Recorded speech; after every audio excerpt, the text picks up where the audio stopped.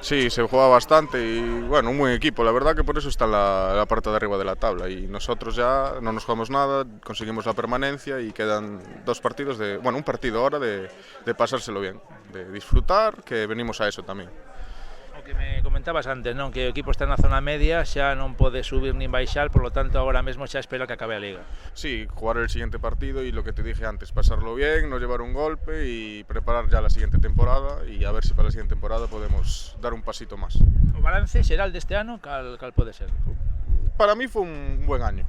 Creo que fue un buen año, conseguimos la permanencia, que era el principal objetivo. A mitad de liga teníamos opciones de meternos en la fase, pero bueno, por diversas circunstancias pues no se pudo, pero bueno, mantuvimos la categoría que era el principal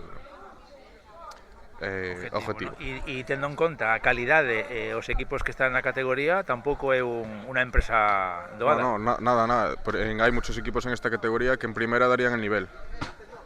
Entonces, bastante bien mantener la categoría. De feito, e temos o exemplo de varios equipos do Concello, por exemplo, Portago, que está ya tamén loitando, non? Sí. Por salvar a Sí, categoría. jugamos la semana pasada contra ellos y sí, está luchando y oye, ojalá mantenga la categoría, que oye, siempre es bonito jugar un derbi.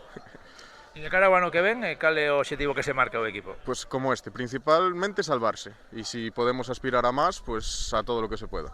Pero el principal es salvarse.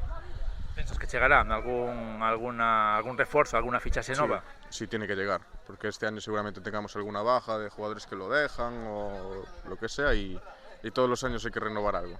Por lo menos o objetivo, mellorar, si é posible, a décima, creo, posición, non? Na que remata o equipo. Sí, mejorar la décima posición, pero ya te digo, lo importante es la permanencia y si puede ser como este año, sin llegar a las últimas jornadas sin peligro, mejor. Ajá. Que vivir con tensión no mola nada. Bueno, pois enhoraboa pola salvación e pola permanencia un ano máis na categoría e moita sorte o ano que ven. Vale, muchas gracias. Gracias a ti.